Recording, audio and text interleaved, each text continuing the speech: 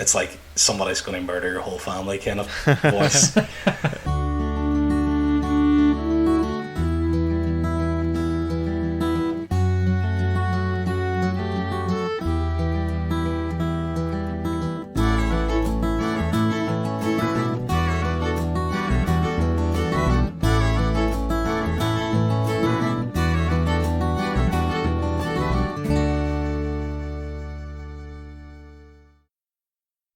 Hey everyone, and welcome to episode 3 of the Audiobook Club podcast. My name's Jonathan. I'll be hosting today along with my two co-hosts if they want to introduce themselves. I'm Michael.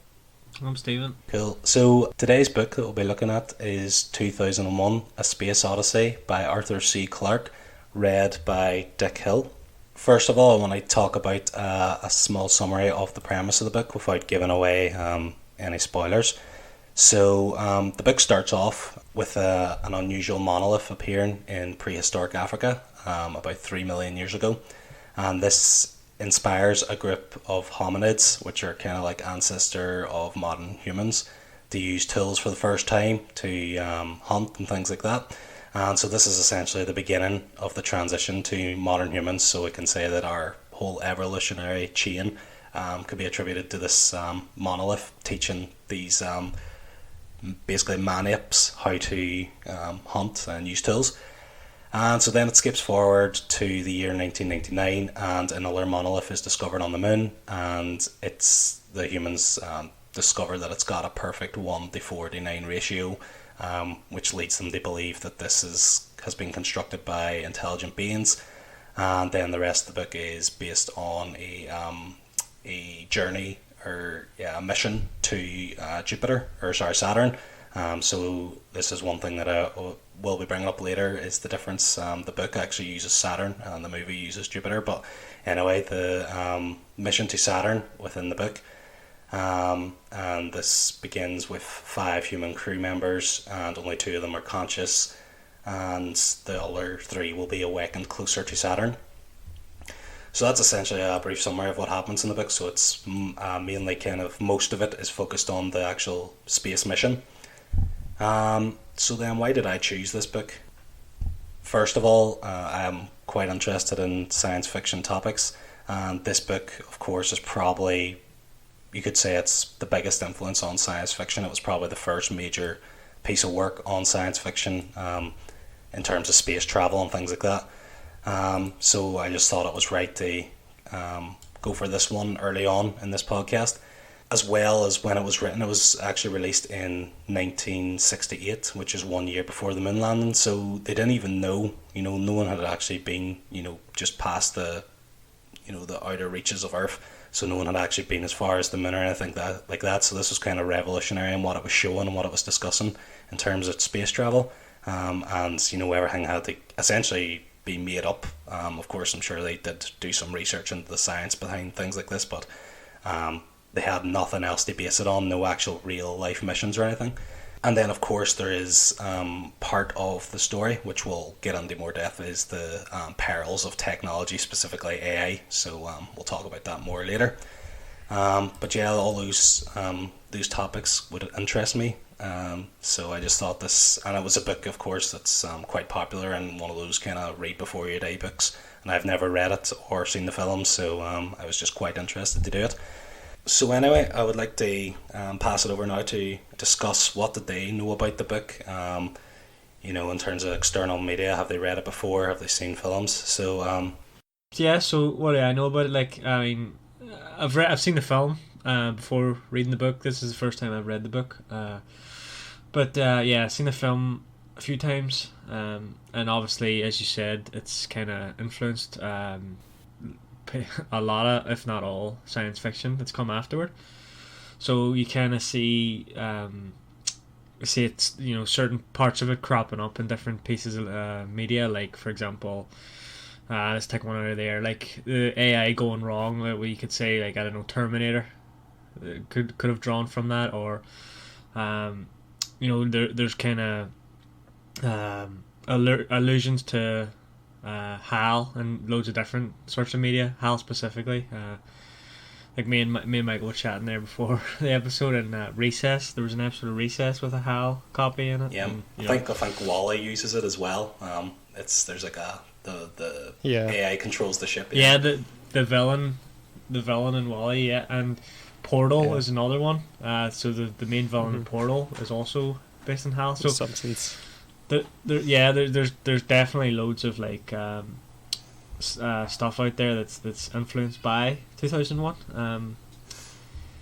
And yeah, I didn't know that it was before the moon landing though. I didn't realize that. So that's pretty interesting. So I have listened to this audiobook before. Actually listened to it earlier this year. So listening to this was the second time I've listened to it this year. But before that, I watched the film. I watched the film about 5 or 6 years ago.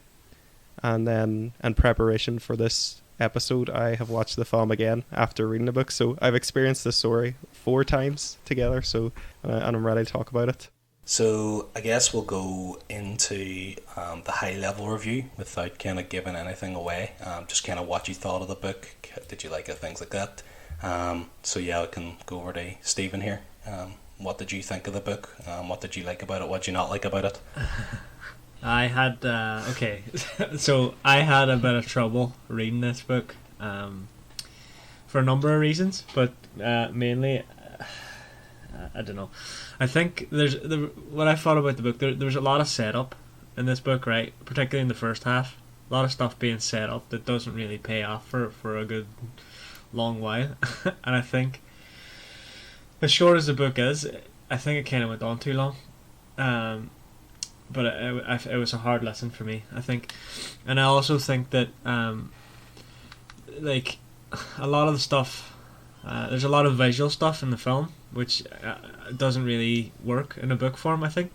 And I know that it was written as you find out in the sort of prologue bit, where the author, I assume it was the author anyway, kind of talks about the writing process and how like he was writing it as they were making the film, so it was kind of in tandem sort of thing.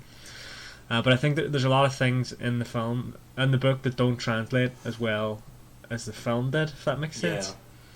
Yeah. But saying that, once this kind of second half, I found it more easier to listen to. Yeah, more engaging in a sense. The stuff with Hal and the aftermath of that and everything. That was really interesting, I thought, but the first half I did think suffered a bit, and it kind of went on too long. I mean, I did enjoy it though. I'll not say I didn't. Like totally didn't enjoy it, but yeah. Yeah, it's a book that's like so heavy on ideas. One thing you can really say about this book is it's not short of ideas, and it's like a phrase I think is probably very cliche to say about this book, but it needs to be said, that it is by the very definition ahead of its time. Yeah. It just was so prescient. And Jonathan alluded to the fact that it's the first or one of the first space science fiction. I wasn't aware of that, to be honest. I know that Frankenstein by Mary Shelley is considered to be by many people the first science fiction book. So it's interesting to hear that part of this book. I really enjoyed the book. It was really dense on ideas.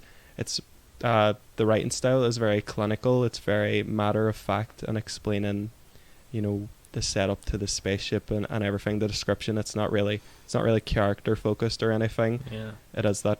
It's like that's very common, I find, in science fiction books, because science fiction writers seem to be very obsessed with detail, and Arthur C. Clarke just does throw a lot of detail at you constantly. So I can see why it might be a difficult read for some people. Definitely, it's not difficult to understand or anything, but it's dense. Yeah. And it's light on characters. I would say it's not character focused at all, apart from one example, who is maybe the main antagonist of this book, and I'm sure we will touch on who that is. But yeah, I really enjoyed the book. I've read it multiple times now, and I've seen the film multiple times, and the more that I explore the story, the more I appreciate it. So it's something that I think with multiple viewings, multiple lessons, multiple reads, it gives more. It's a good thinking book. There's so much behind it that you can unpack it more and more. Yeah. Another thing that I was going to bring up is, I think it also suffers because of how like far after, like how long ago it was written.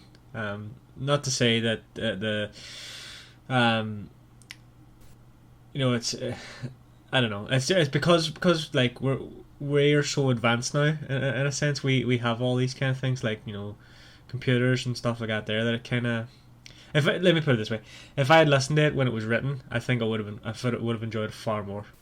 I completely agree with that. I was actually going to say the exact same thing. I feel like this book definitely appealed more to people back then, before we kind of took all this stuff for granted. Now it's just kind of part of life that we can do this. Um, However, I do like in the book, specifically, they have at the very start, whenever Dr. Haywood he just taken like a commercial flight out to space. Obviously, we still don't have that. They were with the moon landing being, the first time, astronauts are going to space. They were obviously thinking, in 50 years, 40 years time, we're going to be able to make this commercial. I know people like Elon Musk and stuff are trying to do that at the minute, but yeah, even year 2020 or 2022, we're still not there. So That's one of my favorite things, is when we pass the date that is within a science fiction book or movie. It's just like seeing what they predicted and everything for our era. It's funny to see the one that all people always reference is Back to the Future, the version of 2015, I think it is, compared to what the reality of 2015 was. On that point, though, there was a lot. I think there was a good few stuff in this book that actually maybe not at the exact time, but did happen. Like, I can't remember now. There was something. There was something they mentioned about talking to. I can't remember what it was now. There's something. I can't remember. But you know what I'm saying? Like, there's a lot of stuff they got right, which eventually right, which is interesting. Yeah. Even like even simple things like using pads. That's what it was. For communication, like we have the iPad and stuff like that. There's one thing I noticed there. I noticed this in the movie, but I guess like the book and the movie are closely related. In the movie, when the what do you call the unit thing that powers the antenna that points back to Earth, the like A35 or something like that. Whenever that fails, the captain, David Bowman, he asks for a hard copy, and it comes out like a punch card, which is what they would have used to like do like coding and things like that, software engineering back then. And obviously by the year 2000 we were like writing proper worded language, but so I was saying like they obviously couldn't comprehend how things like that would have changed by now. They just assumed this will probably still be the same, this is the best it's ever going to get, or maybe they didn't put too much thought into that part, because that wasn't part of it, didn't really matter. But yeah, there's things that I do find it quite interesting to compare, when you pass the year 2001, what we have and what they thought we would have. Yeah, I do think it's a very good prediction, even if some things were wrong and some things have been proved to be further out. It's you like the themes of artificial intelligence. We're still behind the era that they predicted, but we are entering that era.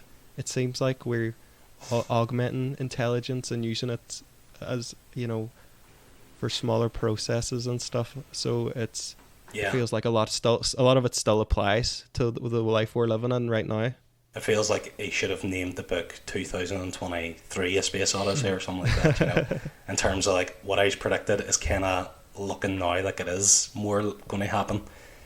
Back then it was kind of, he was looking at it as if like, oh god, this is going to be possible in the future, it's going to be class, whereas now it's kind of, we're living in it happening as the transition's happening. I think I think this could have happened. It's the fact that where science had its focus, and it was more science focused on more information. So instead of going into space, we now have supercomputers in our pockets. That was where the focus and the innovation went. Yeah. But if the focus on innovation goes back towards things like energy and space travel and stuff, it's definitely possible, I would say. Oh yeah. I guess for myself then, just in terms of what I thought, I absolutely loved the audiobook. I just thought the story was amazing. It's just kind of right up my street with what I kind of usually would like to listen to. As I spoke before, my love of science, space travel and technology, and then also that the book is kind of an adventure through space as well. Of course, most people enjoy adventure. But that's kind of what my high level thoughts are on the book. How accurate do you think the sort of science in it is? Obviously, you mentioned they probably did background reading about like different things, but how Yeah, accurate do you actually think it is, or do you know? yeah. I don't I mean this is just speculation. I wouldn't know exactly what work they put on. However, I do know that I think there's a scene where basically I don't want to say too much about it, but what the person's in space, their Mm-hmm. bare skin is in space, and they're able to get into a spacesuit and survive essentially from that position. Whereas I think if your skin touches like space, I think you would It freeze freezes. Yeah, instantly. yeah, yeah. Yeah, Your so I'm blood not would sure freeze or how. something anyway, right? I think actually it's that cold your blood would start boiling, Oh, but your right. skin would then freeze. Yeah, so but yeah, I think small things like that are obviously just trivial anyway in the whole sense of things. But yeah, I'm not sure how much effort they would have put on that, but it would have been interesting to know, like, cause back then too, how much information about space would have been freely available. Now we can just search it up online, but back then, the Americans, Russians, and whatever, they were all trying to keep everything under wraps and stuff. So it's hard to know how much research he could have done. Do you guys ever hear the terms hard science fiction and soft science fiction? Yeah. I haven't give us an overview of what you mean. Yeah, so I might as well for the listeners anyway. But so hard science fiction refers to something that it's science is the science at least attempts to be very accurate, and it's very intricate to the plot, the science itself. So an example would be of something that is very hard science fiction would be The Martian, where the science is very, very important to the plot. And, Yeah. and if you read that book, it makes this book feel light and fluffy on the science. Like it's so dense on the science. But as an example of soft science fiction where the science is basically just magic would be something like Star Wars or Guardians of the Galaxy. So on the spectrum of like hard to soft science fiction, I would say this definitely is on hard science fiction. Definitely a lot closer to that end of the spectrum, and it is attempted to be accurate. I'm not an expert on science or anything, but it at least gave me the illusion that everything felt accurate. Yeah. So I don't know how much that's worth. Yeah, no, That I is agree, the yeah. thing I would say is that whether it was correct or not, what they were talking about, it all like fit together and made me believe that it was accurate. Yeah, so I was like 100%. That makes perfect sense. Yeah, it seemed like he knew what I was talking about. Definitely. I guess then we can move forward into the spoiler review part. So we'll get more in depth now into the characters and the plot in general. So I guess we'll start then with the characters. The first kind of main character we come across, which is not he's not given a name in the film, but in the book he's referred to as Moonwatcher. So this is the man-ape who lived in the prehistoric Africa. So he and his tribe and his species, they're all faced with extinction. But then the monolith intervenes, teaches them how to use tools so they can hunt and survive. So, have you guys any thoughts on Moonwatcher? The thing is, though, he's so primitive, right? That's the whole point of it, yeah.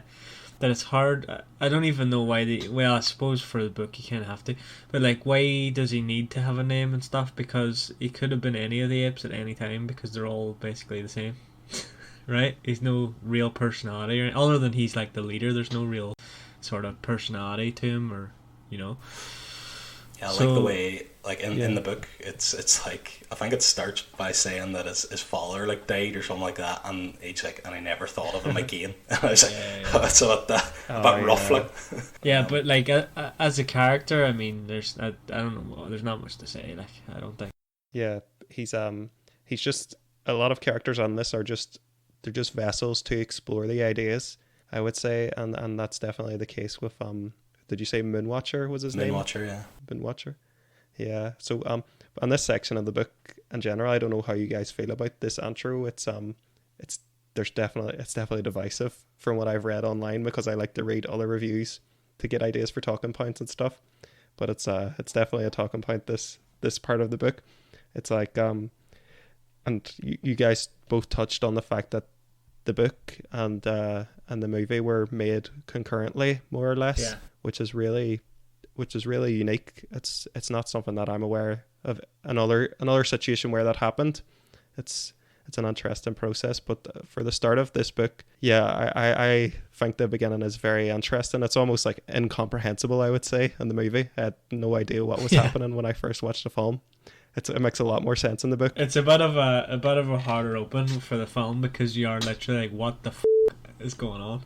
Yeah. Isn't there? Oh my isn't God. there like a famous? Sorry, I don't want to like divert too much from the book, but isn't there like a famous quote from some Hollywood person where he like walked out of the movie and was like, "What the hell did I just watch?" Like after the monkey part. Yeah, that's how I felt when I first watched the movie. I'll talk about my second watch when we go on to the talk about other media part. But yeah, I thought Moonwatcher, he was just a vessel for the story. I don't think he served his purpose badly or anything, but there's not much else to talk about. He's all instinct, isn't he? And that's the purpose of him. He's just to show that when we were simpler and driven by our baser instincts. Yeah. Yeah, there's so the main note that I have about Moonwatcher, so there are like certain underlying topics within the book, one being that of conflict, and essentially kind of war, because this was written during the Cold War as well. So there's obviously references to nuclear kind of war as well further on in the book. However, Moonwatcher, it seems to have the start, the monolith teaches humans how to use tools, and they use them to hunt and get food to avoid starvation. However, they then use them to kill a leopard, which is like preying on them, so that's like a form of self-defense, you would say. However, then Moonwatcher uses a club to kill the leader of the evil tribe, which is kind of the start of war between humans. Before that, they didn't actually like seem to fight physically. They just kind of jumped up and down and shouted at each other. Yeah. Yeah, the movie mix is just, that's a hilarious scene in the movie, I think, whenever they do that. But yeah, I think that is one underlying thing, is the kind of the even though these higher beings who've left the monolith are teaching people to use tools, I don't know, it seems like some kind of experiment to me, what's going on, in terms of like, they're like, okay, we'll teach them to do this, let's see how they react, did they pass the test, kind of thing. But yeah, I think in Watcher, of course, there's no dialogue in the whole prehistoric time, so yeah, there's not much else to say on him apart from that.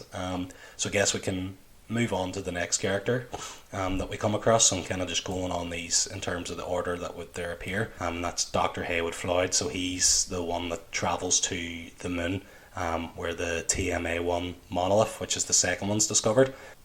He's a vessel, like Michael was saying, for the story. Like, we kind of see the sort of at the time, I guess, future through his eyes and stuff he does. Like, he's traveling to the moon, so we get to see like the commercial flights and stuff all out there. And we get introduced to the monoliths and stuff through him, but as a character, there's not much to say. We don't really find out a lot about him. Yeah, like I once heard somebody teaching creative writing who said that a character is really well developed when you can easily imagine what their next day is like without it being written for you, because they're just so real to you. You just know what they're gonna do, and then it's not, doesn't really apply to any characters really in this book, because they're just there for this story. They're just there for a very idea driven book. Yeah, there was a bit that just came to my mind there. That now that I'm thinking about it, it's like, why did that have to be in the book? It's almost like they were trying to develop him as a character, but he calls back home or something, or he leaves a voicemail kind of thing for his like maid or something. Why that part, or why? Why? Yeah. I think like why. I think like why was that important to the story if they weren't trying to develop his character? Do you know what I mean? Yeah. I think like the separate monoliths are just like, it's just like different pieces to a puzzle, and it's just showing us that because they're set further and further out, it's like, okay, humanity, you need to develop this much to get this far. When you develop this much, you will be ready for this information, basically. And I think that's kind of one of the ideas that is being explored in the plot. But I don't know how much sense it made to have a different character make this discovery. Yeah, because I think I was a bit confused when definitely reading the book. I think it's of course easier whenever you're watching a film, because you can see the difference. before it did actually introduce the names of like the people on the Discovery One ship, I was like, is this the same guy or is this a different guy? I'm not really sure. So I didn't know if it really could be the same person. Like, it was just maybe just adding another character just because he wanted to create more characters. Who knows why they added him, but I think the main point you covered there is the discovery of the second monolith on the moon, saying okay, humans have took them 3 million years to get from starting to use tools to being able to get to the moon. So that's really the significance of. So I think like the Moonwatcher and the Dr. Hayward Floyd are kind of maybe only the first maybe 15% of the book in terms of the chapters. Hold on, no, just another point I want to make is because just while we're on Floyd, isn't it him who says about how one of the characters that we meet along with him that we call it the monolith on the moon was like they thought it was a sort of like a beacon or like an alarm thing. Yeah, I just think that's interesting. Like you're saying, it took them this long to get to the moon, sort of thing. So it is that sort of alarm, yeah. And also he does reappear later on in the book, in the last couple of chapters, talking to David Bowman. To tell him that whole crack. So it seems. So Hayward Floyd is kind of like he's almost like in charge of the mission or whatever. He's kind of like the lead astronomer. I think he's the astronomer and he's chairman of what they call the National Council of Astronautics. So that seems like an important role in terms of he's the one that's going to design the mission and things like that, and that's what his relevance of being there. And then he's the person that's created this mission. Okay, so on to then the captain of the Discovery One. So this is now in the year 2001, when they're making their journey to Jupiter, or sorry, Saturn in the book. Jupiter. I'm just going to keep getting those mixed up the whole time. I think that's like the movie and the book that they just meld together in my mind anyway. I don't know if it's the same for you two. Well, they were intended to, clearly. So the captain of the Discovery is David Bowman, who later becomes the Star Child. So we'll maybe discuss the Star Child separately, and start with just David Bowman. As I was saying, it's hard to separate this book and the movie in my mind. So I'm not sure how much of this was in the book, but one thing I would say, you at least get a feeling with Bowman that he's more driven than any of the characters we've seen yet. He seems very focused and very mission orientated. He just so I think that alone makes him more compelling. Again, he's not too much fleshed out in terms of his life outside of the mission. There's bits and pieces, but I think he's effective for the type of story I think that is being told here. Yeah, I mean, same again as Floyd. Like, I mean, there's a bit more to Bowman, like, but he's more so just the vessel again to see, the story through his eyes rather than being developed as a character, as it were. So I mean, I don't think I have anything to add other than what Michael said, really. Yeah, like there's not a lot of dialogue in this book. I think it's more narrative. Like it's more from a third person perspective or so. Like it's not from their first person perspective that much. I feel that you don't, most of the characters you don't get a sense, like it isn't like a very character developed book. It's more about the story rather than the characters. So I know it is tough for us to discuss the characters. I guess as the captain, like Michael said, he's very driven, as you would have to be the captain of a mission like this. But in that sense, it kind of makes him maybe a bit boring for me. Just that they're just so focused on the mission and stuff like that. It's just kind of very routine, it seems. So I don't really get too excited too much from Bowman. I guess as well, then you have his deputy, Frank Poole. So Bowman and Poole are the only two conscious beings on the ship. The other three, it might mention their names, but of course they don't have any dialogue in them, so they're not really major characters. So I think one of them's mentioned a bit. I think it was called Whitehair or something. Yeah. So Frank Poole was the deputy. So the other person on the ship who's conscious, and essentially, him and Bowman kind of, the only interaction we really get for most of the book is between them two, and the next character as well that we're going to discuss, Hal. But yeah, I guess I don't have really too much to add on Frank as well. He's very similar to Bowman, just kind of very routine, very focused on the mission. Yeah. Do you guys have anything else to say about him? Yeah. Not really. I think that is like a big point the book is trying to make too, and the movie is like how space is probably really boring most of the time. It's probably it's just, I think there's a quote, but I'm not going to attempt the quote because I'll just I'll get it wrong. But it's something to do with how space travel would be like these extensions of boring time with these minor moments of absolute excitement in between. Yeah. And I think that's accurately portrayed in the movie. In the book too. Yeah, because I think a lot of space, most of the time when there's space travel, in things like Star Wars, there's always that scene of going through a like a field of hyperspace. Not hyperspace, like a field of like comets or asteroids, like an asteroid belt or something like that.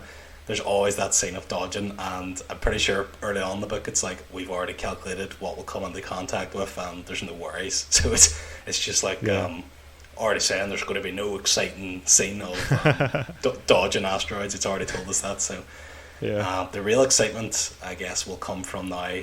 I'm sure this is a character at least we can discuss more on. Is the HAL 9000.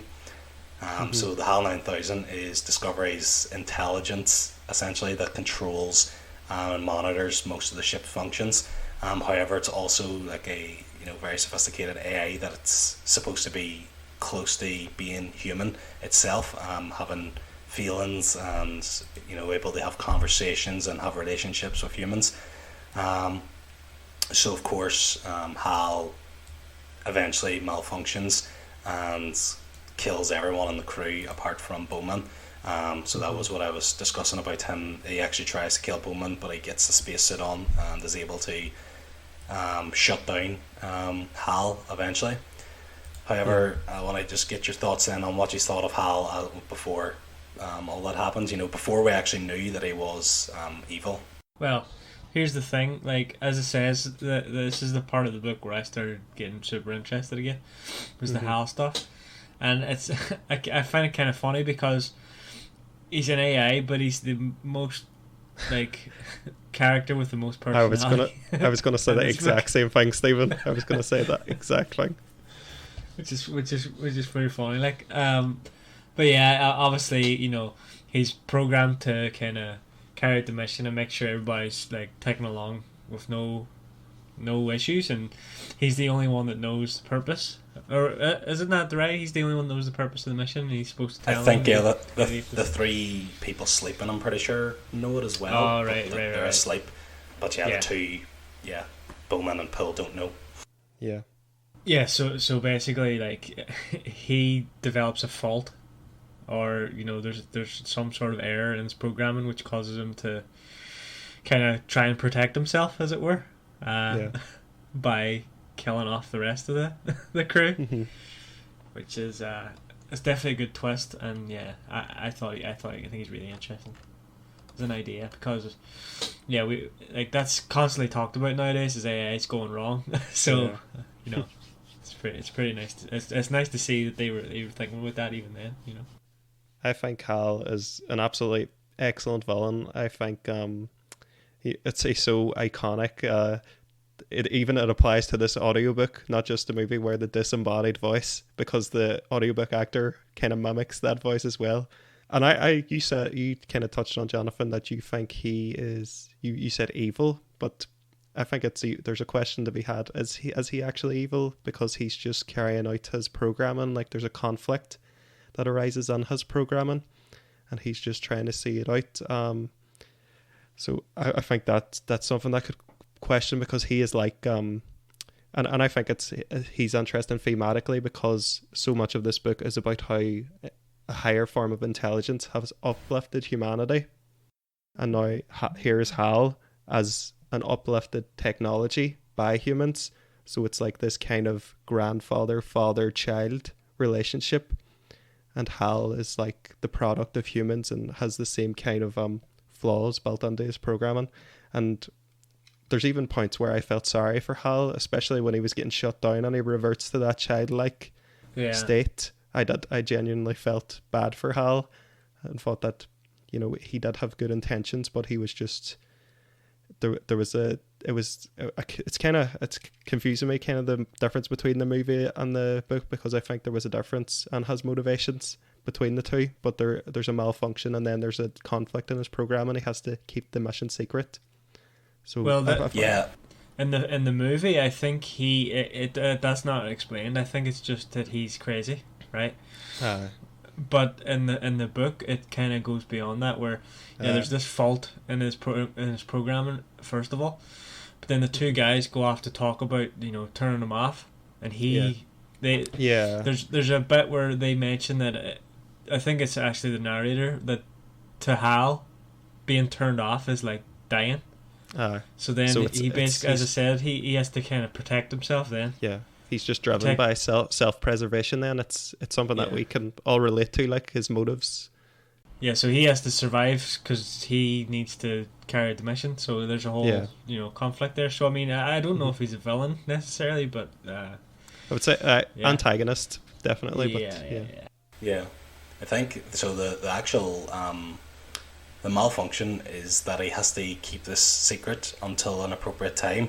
However, whenever Poole and Bowman get suspicious and ask for answers, he's got another program to say that he must give accurate information to humans at all times. So now this conflict arises, which of course I think it shows, you know, what the actual, you know, AIs in terms of this is in real life. I mean, going bad, you know, essentially going to a HAL or a Terminator kind of moment. You know, if it happens, it's because of bad human error. You know, it's human error. I think Hal actually says that within the book and the movie as well.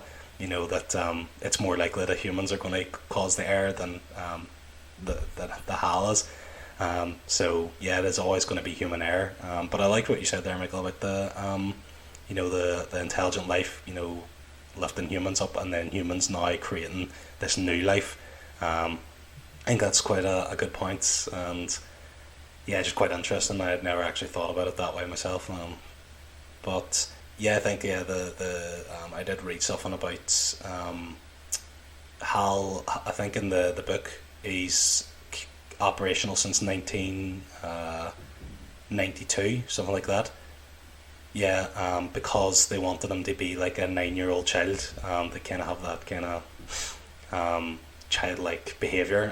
Yeah, so I think that's why because I'm pretty sure they argued about it, Kubrick and Arthur C. Clarke, that they wanted essentially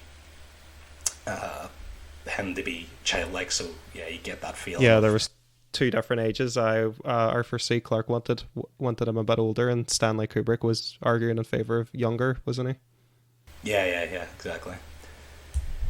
Of course, then they do disassemble Hal, and then it's basically just Bowman left on the ship by himself. So the other crew member's dead, and then Hal is turned off. So that essentially means that Bowman can't.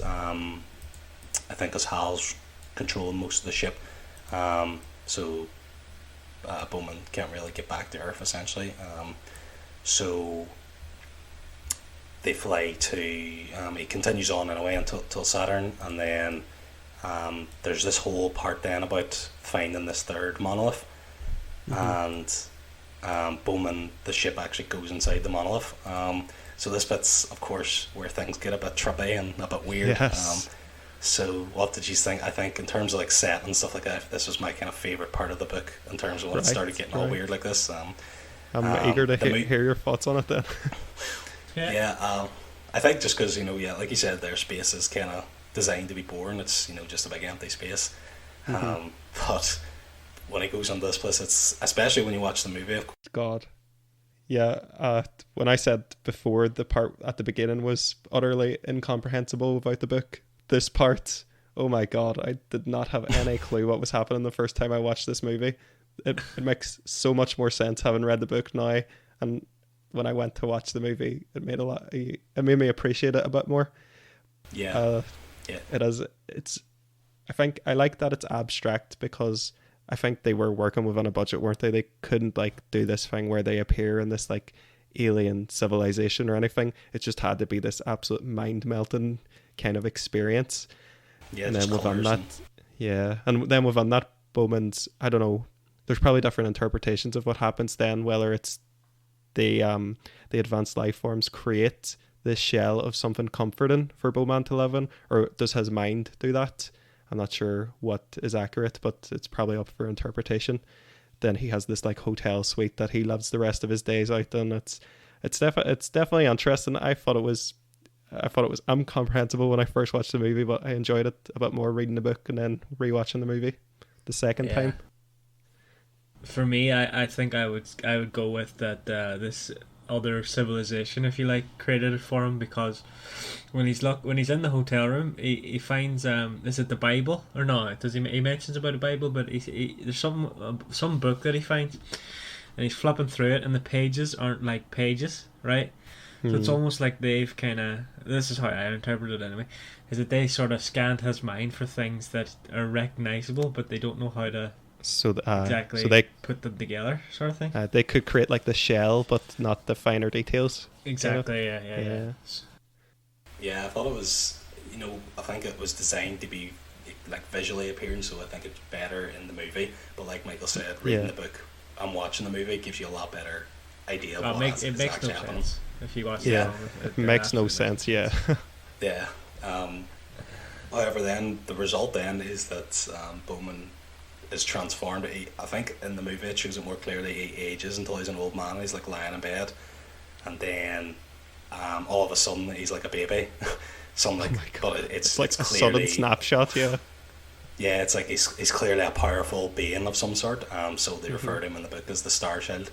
I'm not sure too if just the Star Child might be something that people drew from, but there's like a member of the band Kiss called the Star Child. I'm not sure if that's where that name came from, because Yeah, the Star Child. It's like it feels like necessary thematically, because this is all about humanity's journey. It starts from the beginning of humanity, the hominids discovering tools, and so which you would say that's like the first step towards human evolution, and then this is the final point on humanity where we evolve to the next stage. Again, watching the movie, I had no idea that was the point they were making. I had no idea what the Star Child was. But reading the book, it made me appreciate more that it is all about that journey, and I love that this book does ask big questions, and it's all about humanity's place and the purpose, and I think that's something that science fiction can uniquely explore. So I really like that this book just went those places and just went crazy. I just couldn't understand it in the movie, so I'm glad that I read the book and found all that out. yeah, I think then the Star Child essentially kind of teleports back to Earth, or it can travel at the speed of light, or I don't know what's going on. Can breathe but in space and things, I think. Yeah. Yeah, it like moves through time or whatever. So it's like it sits at it goes back to Earth, and I don't. This didn't happen in the film, but in the book, it detonates like a space nuclear warhead, which I'm assuming kills humanity or whatever. I think somebody has clarified that it harmlessly detonated it. Maybe I'm wrong on that, but I think I read that somebody, maybe Arthur Clarke himself or some producer of the movie or somebody, clarified that the nuke was like detonated in a harmless way. But they remove like they say that it's taken away all the nuclear weapons from humans. They avoid humans using them, and it causing their own extinction. So I'm not really sure about that. I think that is something that people debate, though, whether that it was a harmless detonation or whether half the planet was destroyed in that. Or yeah, because obviously like I mentioned before, this was written during the Cold War, and the threat of nuclear war was a big topic at that time. So people, I'm sure, thought that is going to, that was the most likely way humans were going to go extinct, was by their own, nuclear demise, essentially. I would say that it's probably still likely. Yeah, no, so that's why I kind of interpret it as the baby is like a higher being now, and it's going to kill off the lower beings kind of thing. So it's more of a dark kind of ending. Right, That's the way I like to see it, because humans That's kind of have interesting. evolved. That's And not the yeah, way I interpreted it, but I think that's a fascinating interpretation. My interpretation was that the detonation was that he was destroying the nukes around the Earth, Right. so that they couldn't be used, Aye. and like a sort of what would that be called? Like an omnipotent intervention to Right. Yeah. prevent like a nuclear thing. Yeah, I think that's definitely possible as well. I think that's the reason I think Kubrick made his movie so abstract compared to the book. I've heard people say they feel like the book removes the magic of the movie because the movie is so open to interpretation and you don't know what's happening.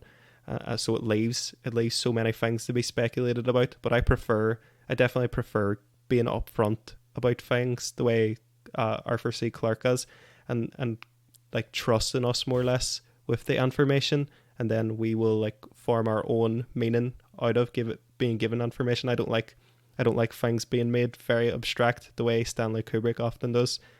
I do like the movie, but it's just something that I prefer the information and then making up my own mind. yeah, yeah. No, I'd agree with that, I guess. So the setting of the book it's actually set in three different times. So the starting is the prehistoric time, 3 million years roughly ago. Then in 1999 when they visit the moon, and then in 2001 the actual journey takes place.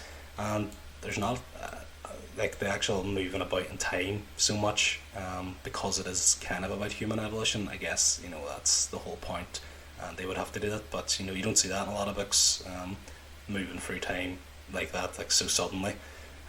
Did you have any thoughts about that? Do you like that? Would you like to see that in other books? Or I think it fit really well with this book, obviously, because it's, as you said, it's the main sort of point, as it were, to show the evolution. But I almost wish there was like another point between the prehistoric time and the 1999. There's a big jump there, and then the third jump is only 2 years. It's a bit weird. So I think there should be like a middle point in there. I think I think that's nearly like they want it to intentionally be very jarring, because it does feel jarring when you're thrown from the hominids to like future. I think it's more like, look how far humans have come, but then you've got the nukes in the air, so we're still hitting each other with clubs. I enjoyed that it was so big in scope from big time periods. I do think I want to see these kind of stories more, where it just asks these really big existential questions.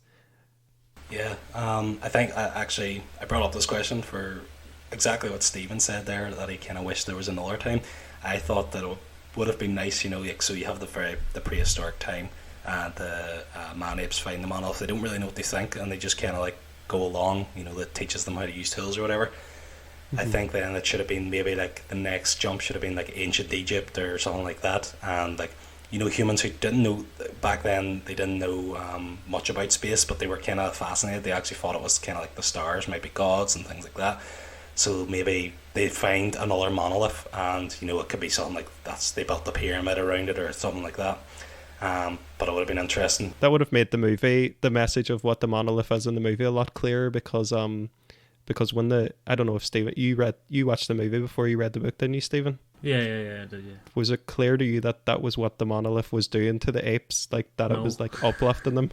Me neither. I had no idea what the purpose of it was or anything. In the movie, it's just like that it's there. Yeah. Yeah, it doesn't really tell you that that's what taught them to do these things. Yeah, whereas so I think like in the book, it's kind of like a mind control. Yeah, so I think what you're saying, Joffin, with it like appearing in ancient Egypt, or showing other leaps forward in humanity, saying like also agriculture and whatever, that could have made the message definitely more clear in the movie, and it would have been interesting in the book as well. Yeah, even just seeing like a snapshot of somewhere, like going to ancient Egypt and seeing like you see like a scene of ancient Egypt, but then the monolith's there as well, and then it jumps to say like a the American Civil War and they're fighting on the battlefield and then monoliths there kind of thing. It would have you would have been like, wait, what's going on here? I think it would have built the tension a bit better. Yeah, it doesn't even have to be long. Like, just literally, as you say, just like scenes, yeah. Just short wee chapters or something even. Yeah, I think it would have bridged the gap nicely, but I guess like what Michael said too, like that it just the abruptness of jumping forward as well, I guess that has its own kind of thing that it's creating. Yeah. But yeah, that's kind of one thing I was just thinking about myself. That I thought if it was me writing the book, that's what I would have done. Yeah. So yeah, the next thing is going to be tension and mystery, which I think are quite intertwined within this book. Of course, mystery being probably one of the key themes of the whole book. It's actually a key theme of our real life. Is there other intelligent life in the universe? So this book, of course, is probably the first book they really touch on it, which is again one of the reasons I chose it. But yeah, I just want to get your thoughts on what you thought about the mystery and the build of tension throughout the book. Yeah, so like I think the monoliths are probably the main source of that mystery. They're the big question that the book is asking, yeah, I think it's hard to talk about because I watched the movie so many years ago, so I already knew what the monoliths were about, because after I watched the movie and had absolutely no clue what it was about, I watched YouTube videos that told me what it was about. So I kind of knew what the monoliths were and everything. I think if I had have watched this when this first came out, it would have been an absolutely mind-blowing experience, and I would have been like, would have touched me on like a profound level. I would have been like, what are those? It would have like affected how I thought so much. You would have become an astronomer. Yeah, it would have. I think it would have had a big effect. Yeah, I think it was an effective mystery. It definitely had me asking questions. Yeah, I mean the mystery. I liked. It did have me wondering what exactly they were the whole way through, and what the purpose of them was. Obviously, yeah, I'd seen the movie, and I did much the same as Michael did, and googled what are those things. But it's even so, it did kind of provoke that sort of those thoughts. The one thing I didn't like is that you don't really find out at the end, like what who made them or what, like Yeah, it's just left up in the interpretation. That kind of annoyed me, but I mean, as mysteries go, I thought it was okay. I think of course the main mystery being, as we've discussed, there's also then the mystery of the fact that the two main characters on the ship, the two human characters, don't even know about this yet. They don't know about the monolith, so there's actually their experience in the mystery as well. And of course there's the whole detective kind of thing where they're like, what's going on here? They know something's going on, but we need to find out kind of thing. Yeah, I thought that was strange. Like, why all the people, if you're saying the people in cryosleep knew as well, right? Which I can't remember if that's true or not. But why did the two awake people, for lack of a better term, not know? Why were they kept in the dark? Is what I was wondering. Does the book say that? I can't remember if the book explains that. It explains what, that they don't know. Why the conscious ones aren't kept in the loop about it. Yeah, I'm not sure either, but like it had me wondering, was there some reason that they didn't want to tell the people because, I don't know, they might mutiny or something, I don't know. Right. Them boys, they talk to the media and stuff too, don't they? Like they even, it's evident in the film that they're having like an interview and stuff like that. So maybe they wanted absolutely no way that this can get out. That they want them to tell their families, whereas the people sleeping, they're not going to be talking to their families anyway. So right. Because it doesn't the book sure. Doesn't the book say it says it wants to keep it a secret from the general public to stop any kind of panic. So maybe that is why they're kept in the dark, because they're a potential leak towards the public. Yeah, because they might tell their families because they might be worried about it. I suppose, yeah, they still do get like you know I can't remember which one it is, but they one of them gets a birthday message, so I assume you can send messages back. Yeah. Yeah. One final point about the audiobook itself. I don't know if this is in the hard copy of the book, but the sort of prologue, or I don't know if that's the right word to call it, but the bit at the start where Arthur C. Clarke is telling you. The author's note. Yeah, the author. That's the one. The author's note. He's telling you about the writing process. I thought that was really nice, and I think I would like to see that more in books. Maybe not. Maybe at the end for some books, but yeah, I always really like that. Yeah, I always skip author notes because I think most of them, there's nothing great on them. But that was a really, really good author's note, and I would say it's essential listening to anybody who is listening to the audiobook to give that a listen to, because it's really fascinating. Yeah, I thought that, like, whenever, because it kind of discusses kind of behind the scenes as well as the movie. I think that's probably why it was so interesting, because he does talk about Stanley Kubrick and the making of the movie as well. I think because it's not just about the book. I guess this is a unique case, but no, yeah, I think it was a nice touch to add to the audiobook. I think they might have recorded that in 2001, because I think he says. I think he says that, yeah. Yeah, he says that Stanley couldn't be with us on the actual year of 2001 when this was all supposed to have taken place. So, no, yeah, I thought it was good.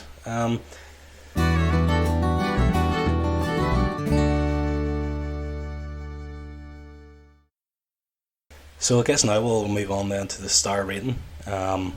So Michael, do you want to tell us what your rating was? Going by the performance and the story. Yeah, so I thought the plot was pretty strong. The mystery was compelling. The characters, they were a bit cardboard cut out. They were just there to serve the plot. But I like the big questions the book asked. I think I kept thinking about it if I had read this story at the time, and I just kept. For some reason, this listened through. That's all I could think of. I was like, how mind-blowing is it that this came out when it did? It's so ahead of its time. It's such a good lesson. So if I was to put it on pure subjective enjoyment, how much I enjoyed this lesson through, I would say it was a 4.5 for me. It was a really strong lesson. I enjoyed it more than the first time I listened to it, which I would have said was probably a 4 at that time, but the second listen, I got even more out of it, and I enjoyed it more, and it felt like the questions spoke to me more. The performance by Dick Hill, it wasn't, there's not much I can really say about it, to be honest. It didn't elevate the book, but it didn't detract from anything either, I don't think, because it just felt very solid. I thought the Hal performance he did was spot on. It was just a nearly perfect impression of the Hal in the movie, so I thought that was really good, and I would tie his rating into that 4.5. Yeah, for me, I as I said, I had a hard time listening to this one. The first half I found really hard to get through, and I still think there was a lot of payoff. There was a lot of build up for not a lot of payoff. Okay, there's a lot of stuff that could have been said in a few words, I think. Okay, right, but the second half kind of builds it up again. It sort of, well, not builds it up, but it sort of holds the rest of the book up, or my rating of the book rather, I should say. And I think, yeah, my opinion is kind of jaded by the fact that I saw the film first. So, I didn't get that. A lot of the questions that you would have, I just didn't have them because I knew the answer, So, I think for the book, I would give it a 3, but it feels almost wrong to do that. But yeah, I'm going to say middle of the road, like a 3 out of 5. What did you think of the audio? What did you think of the performance, Stephen? Because you are a bit fussier than I am anyway on narrators. That's what I was going to say, yeah. So the performance, I think I would also go middle of the road. But for the exact reasons you said, Michael, like, it doesn't detract from it, but it doesn't improve it either. It's sort of just, it's fine. Although I will say that I wish that it was Arthur C. Clarke had read the full book. Because there was a moment at the start where it switched between his author's note and the chapter one, where I was like, whoa, hold on, I think I would prefer it if the other guy was reading this, you know. So that was yeah. I think if it had been Arthur C. Clarke himself, I think I would have rated it a bit higher, maybe a 4 or 4.5. I don't know. It's hard to say that because obviously he didn't, so I don't know. I don't think we've ever talked about our rating system, like how our rating system works, but it is based on subjective enjoyment. So we're not saying like Stephen giving this a 3 isn't saying this is a terrible book that shouldn't be written. It's purely from his subjective enjoyment of the book. Yeah, of course, yeah. I'm not saying it's a terrible book. I'm saying I didn't enjoy. Well, not that I didn't. Exactly, I didn't enjoy that. It was a sort of neutral read for me. Yeah. I don't think we've ever explained how our rating system works. I just wanted to put that out there. No, that's a good point. Yeah. That's interesting. I feel, that's myself. I thought that, although, it is a bit slow getting started to actually get to the, the main story. I think it's like 10 chapters of the Moonwatcher and then the Doctor, Floyd kind of stuff, all building up. However, I personally, enjoy that, and because of the setting in space and things like that, I quite enjoyed that it did go that way, and that they did do this build. In terms of the story, I absolutely loved it. I was kind of surprised that I would love it because I thought it would have been kind of, because it's an early work of, space kind of fiction, that, it might not have excited me as much as, modern day things do. But no, I thought the mystery in it, and of course the AI as well, being a big part. I've always heard of HAL, and like you said, it's comes up in things like Recess and things like that. I'd seen it before, and I knew that it was what was going to happen kind of with it, but I still loved, actually experiencing it properly. And for the performance, I think it was, as you said, I think it was a solid performance, but there was just nothing special about it. It wasn't, I guess it was a book that there's not a lot of dialogue, so it's, apart from Hal, whose voice I think he did do very well. It was very close to the movie, and it was, we've discussed that the way he talks is very, like, it's like somebody's going to murder your whole family kind of voice. Emotionless. It's I thought he did that very well. So I feel like if it was a book with more dialogue, the narrator probably would have a chance to showcase the skills a bit better. But because of that, it's just, I think it was just a solid performance. But overall, I'm going to give it a 4.5 as well. I really enjoyed the book, and it was probably one of my favorite listens that I've listened to so far of all my audiobooks.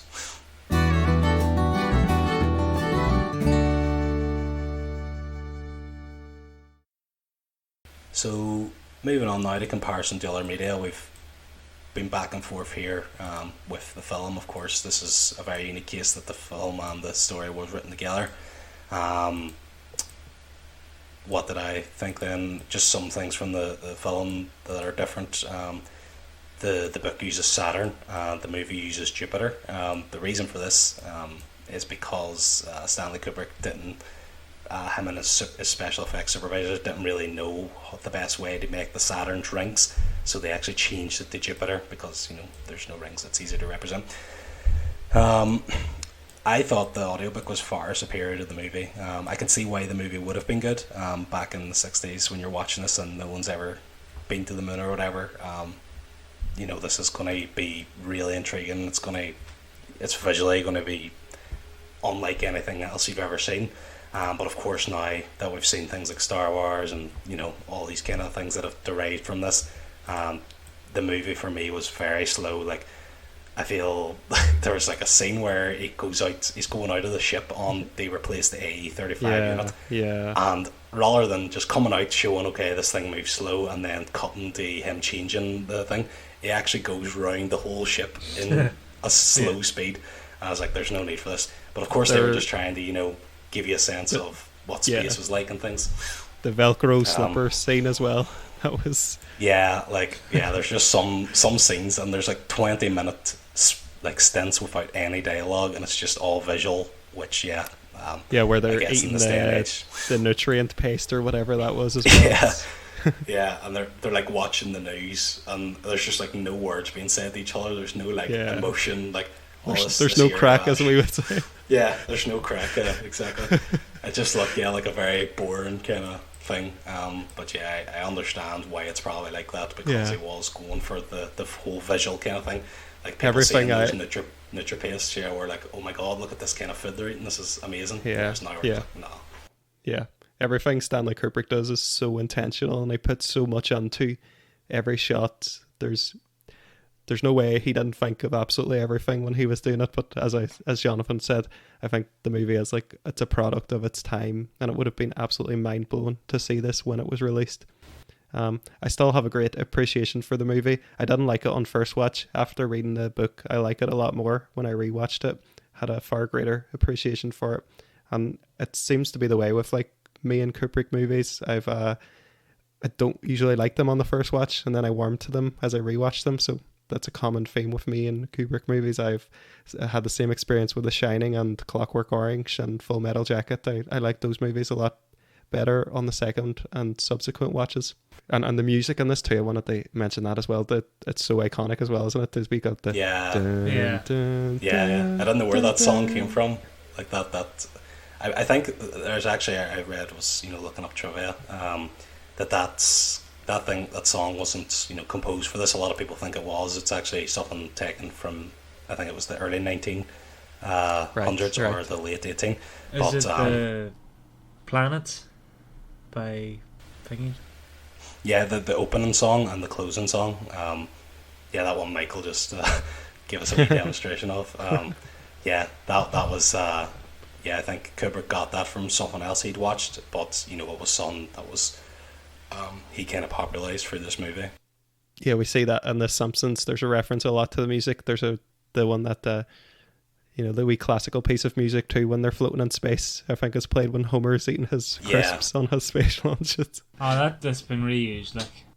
Yeah, I've heard that one lots of times, but that there one, it's always the opening song. It's always when like a sun's coming up or like a planet's moving or something like that. It's always like some kind of space reference when people use that now, which is kind of a wee shout back that. There's a wee quote here I actually have I took from Wikipedia to kind of summarize the difference in the movie and the book. It says, the novel has a strong narrative structure which fleshes out the story, while the film is mainly a visual experience, which I absolutely agree with. I feel like they both complement each other really well, but I feel like the movie makes absolutely no sense if you haven't read the book.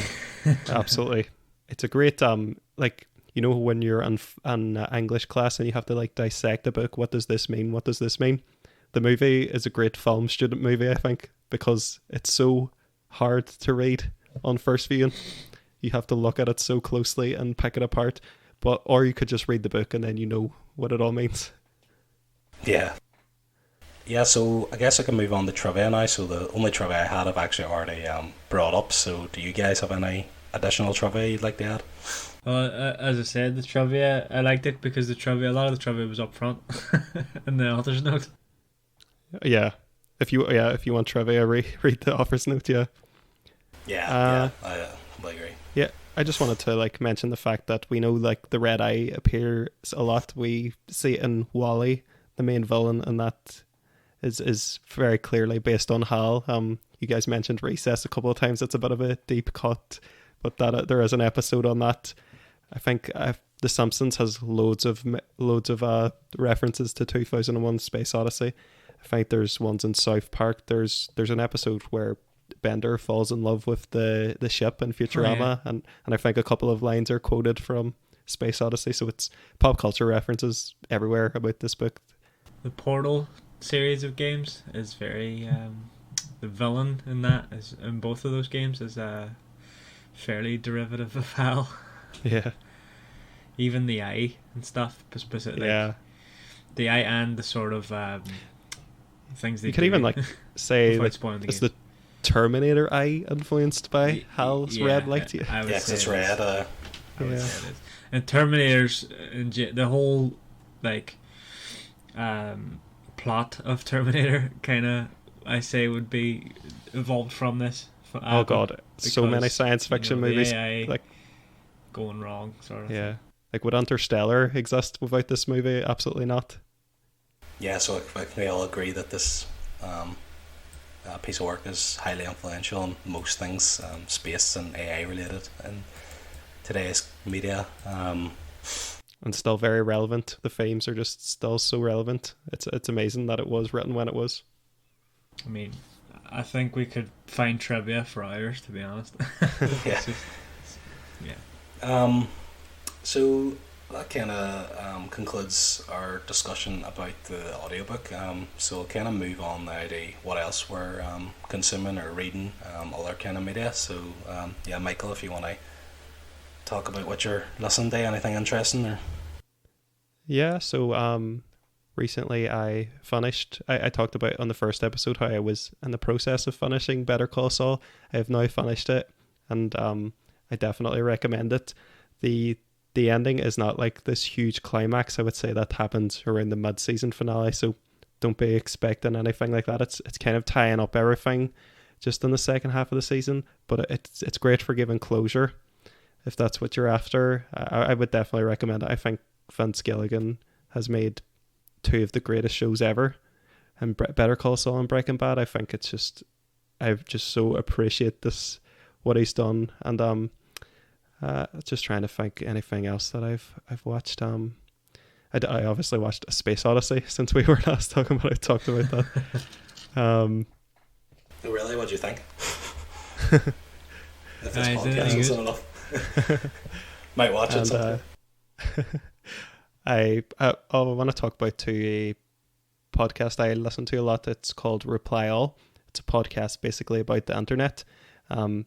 We first got our computer, I think, in about 2003 or 2004, when the internet was still like the Wild West, and there was a lot of mystery surrounding the internet, and it was this crazy place.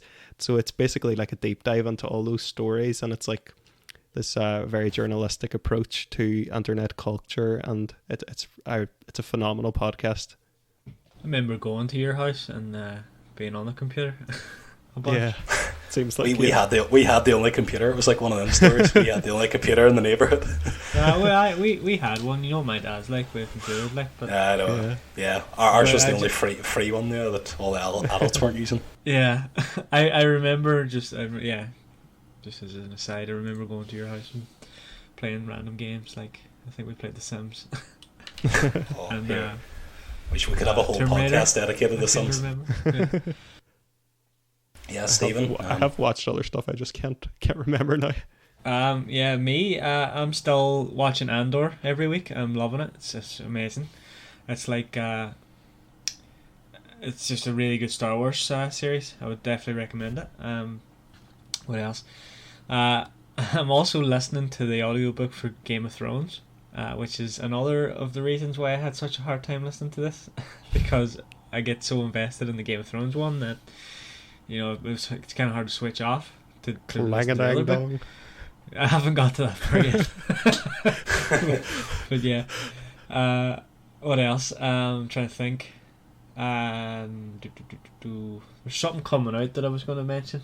I want to go see the Weird Al movie. if you're up for that. Yeah, I would love to see that movie. I want to see that. There's something else that just came out, but I can't remember what it is that I need to start. Oh, actually, last night I watched the what's it called now? See How They Run on Disney Plus. It's really good. It's like it's a sort of whodunit sort of mystery film, but it's based on a book by, well, is it a book? An Agatha Christie. I think it's called The Three Blind Mice or something. But there's a play for that book that's been going for like 60 years or something, and it's been in the same sort of theatre for I don't know how long. But the only time it ever stopped like a continuous run was during COVID. But anyway, the film is kind of loosely, well, not loosely, it's kind of inspired and sort of an homage to that play, and I thought it was really good. It's an interesting one. before you go, Joffin, I just want to say I remember what I also wanted to talk about, that I watched Top Gun Maverick, and I think I'm the last person in the world to watch it. Well, I haven't seen it yet. Oh, have you guys that? No, it's really good. It's so good. I can't really add to it because so much has been like said about it. It's phenomenal. So it is. It's like they talked. I think one of the biggest talking points about it is how they've used so much practical effects and like how it makes the movie feel so real and immediate. And it's a weird comparison they make, but it kind of makes me think of the original Jurassic Park in that way. It's like everything feels more real and more tense because you know this is a real set and these are real stunts being performed. I know that they didn't use real dinosaurs, but they used real prosthetics. What do you mean? Sorry, Stephen. What are you talking about? I'm sorry, Stephen. I didn't mean for you to find out like this. Find out what? Anyway, the last just to finish off for me, I'm also playing a lot of Marvel Snap. If you're aware of this game, no, it's a mobile card game, but it's right. it's amazing, and it's such a time sink for me. Even though the games themselves are less than 5 minutes long most of the time, but it's just so fun. Would recommend. Yeah. And unlike a lot of mobile game, it's not pay to win or pay to play. Yeah, you can buy things, but you don't have to at all. In fact, like most card games you would see particularly on mobile, you kind of have to buy packs and stuff. And this you cannot buy cards, which is amazing. Yeah, you can only earn them. So yeah, I would definitely recommend Marvel Snap. So it's not a pay to win kind of game. It's a you have to actually earn your. The only things you can really buy is like variants for cards, but you have to own the card first, sort of thing. Like the basic, yeah. So yeah, it's really good. I guess for myself then, I'm actually listening to it's actually a course. It's a course of lectures by the Great Courses is the supplier. They have like a bunch of they have hundreds of courses on all different things. But the one I'm specifically listening to is called Books That Have Made History, Books That Can Change Your Life. So very relevant to discuss here in the podcast.